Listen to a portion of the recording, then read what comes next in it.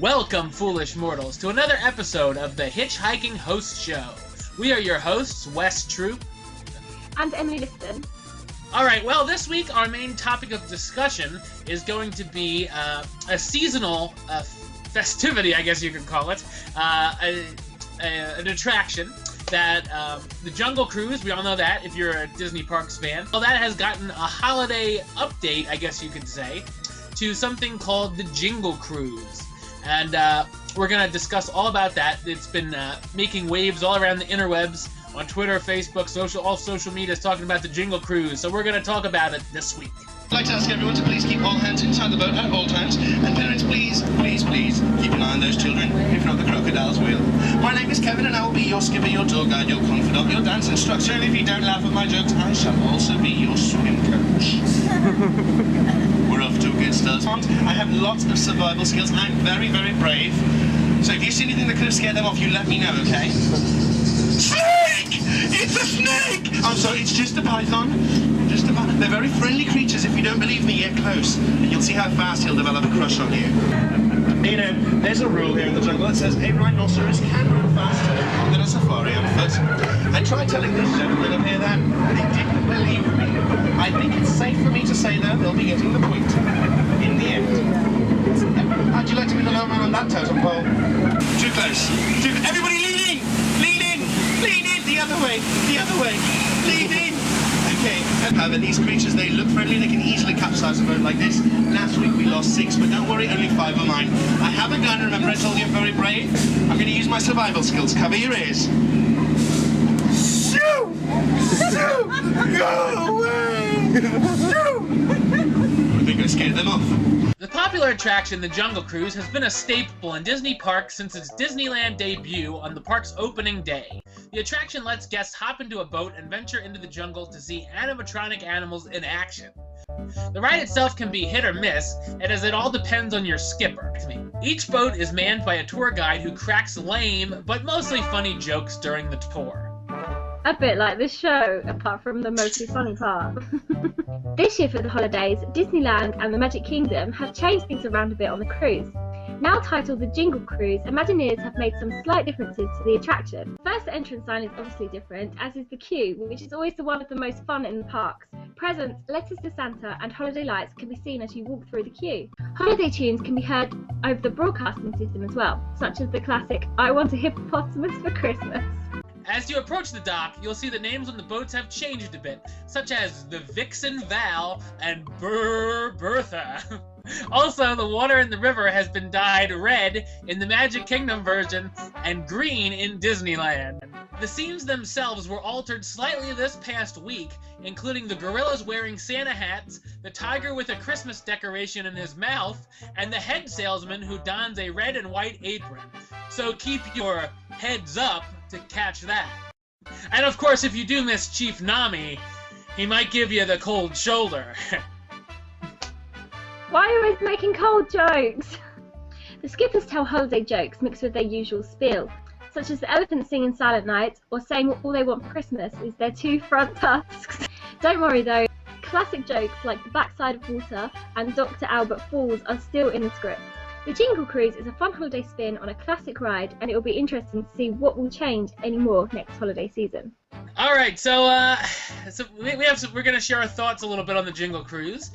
I think it's a good idea. I was a little mixed on the not having the scenes being decorated until literally 2 days ago when they said, oh, now we're going to throw Santa hats on the gorillas. They knew we were going to do the show. That's what it was. And then we were going to complain about it. But in one way, it's like, you know, when you're going to change your ride, let's change it all the way. Let's jingle all the way, right?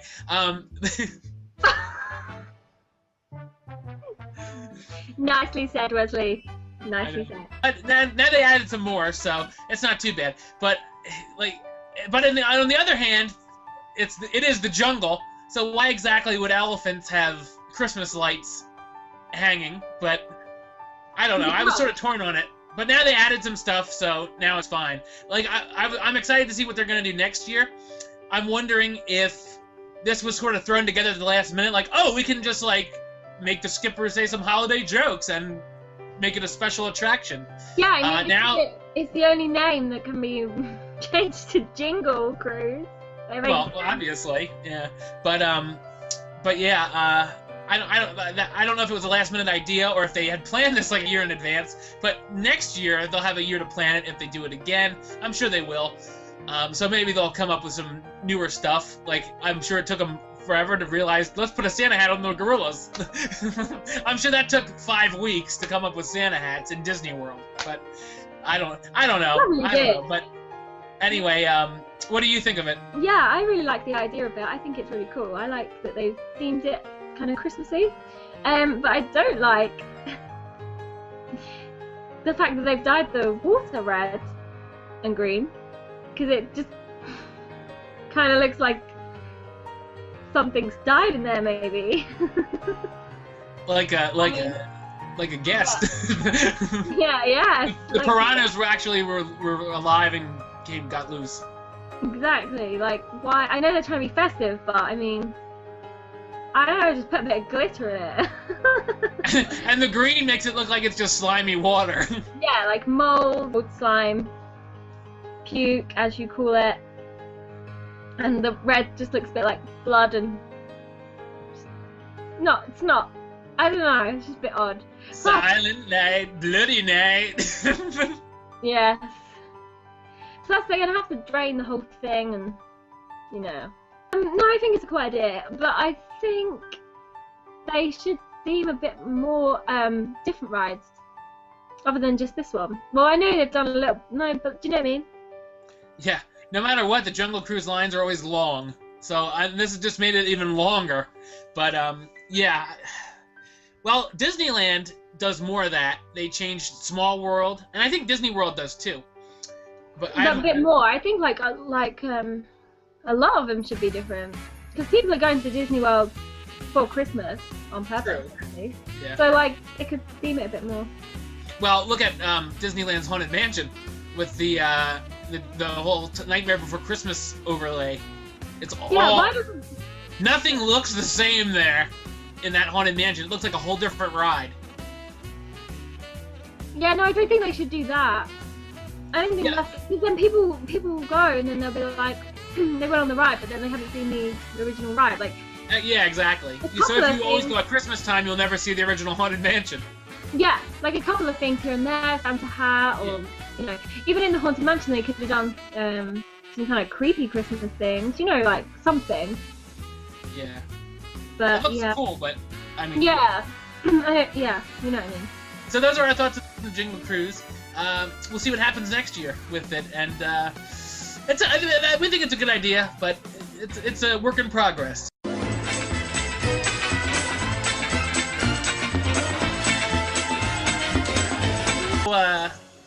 In theme park news this week, we got some huge news from Universal Studios this week with their biggest expansion in City Walk history. City Walk is, of course, their ripoff of Downtown Disney. It's their version. It's interesting. I've walked past it to get to the parks, and that's pretty much it. But there was a press conference where they announced 8 new food venues will be up and running by the end of 2014.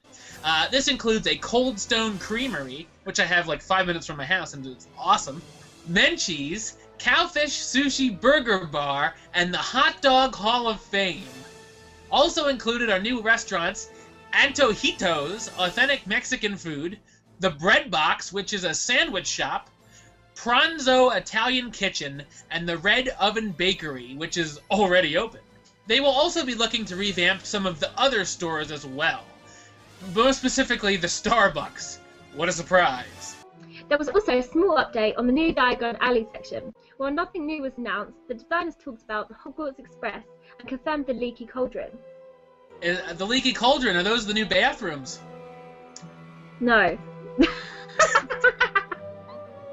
They also mentioned that the new section will include more alleyways and shops. And lockers and lines as well, I'm sure. I'm sure you always have to ruin Universal Studios. Even more Universal Studios news. Holidays are in full effect over at the Universal Studios, including Grinchmas, where there's a special meet and greet and show with an awesome talking version of the Jim Carrey-inspired Grinch. Also, the special Macy's Holiday Parade featuring the massive balloon seen on TV is happening as well. And also special performances from Mannheim Steamroll. I've never been down in these parks during the holidays. I really want to fix that. But it sounds like a lot of fun if you're in the Universal area, the Orlando area. I would check that out after Disney, of course. But yeah, sounds like fun. Disney Parks' Christmas Day Parade was taped this past weekend for the 30th year. It will be hosted by Neil Patrick Harris and Good Morning America's co-anchor Lara Spencer. Some of the performers include The Wanted, American Idol winner Candice Glover, Italian trio Il Volo, and Neo. I've seen The Wanted. Whoop! Okay, on to the other coast, to our friends over in California. A Frozen musical stage show, this is a rumor by the way, could be taking the place of Aladdin at Disney California Adventure Park. The big Aladdin show that they have there, that's been there since the park opened. So I wouldn't be surprised if they would take it off. Aladdin is a big hit. Everyone loves it. But, I mean, I would love to see a Frozen musical show. There was some concept art seen online this week, so that makes it a little more possible. There had been rumors before about the Toy Story show taking spot of the Aladdin show, and I guess it just never came to be. But Frozen musical would be awesome. It definitely has the songs to be a musical. I know I was thinking, while I was watching it, this could be a Broadway show right here. Especially if they would get Idina Menzel to play Elsa. But not at the California Adventure Park, obviously, but on Broadway.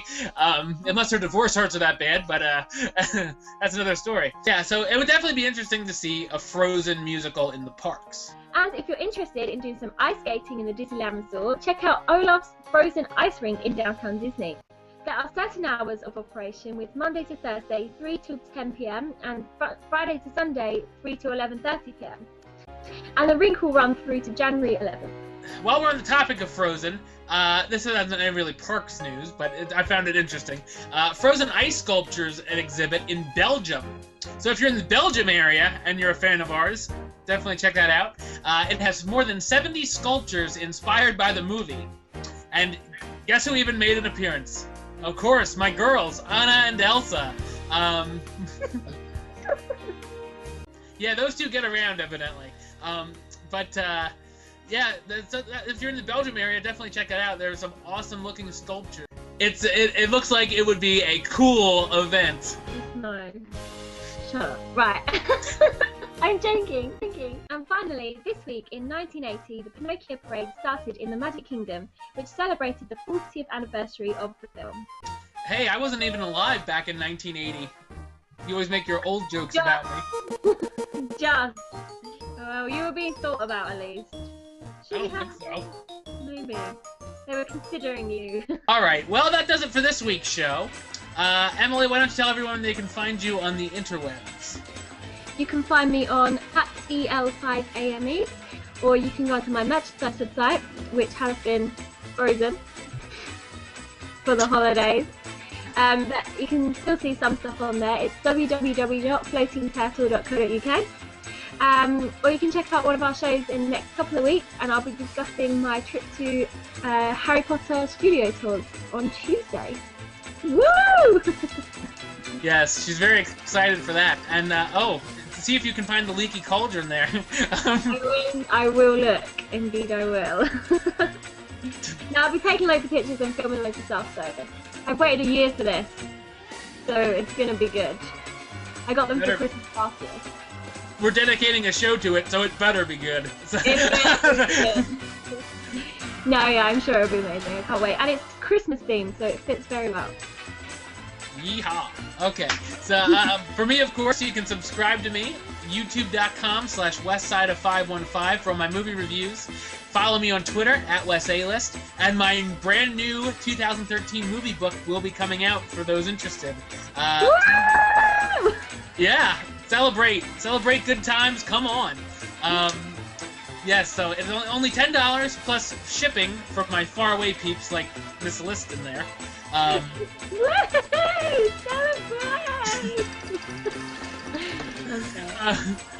Yes.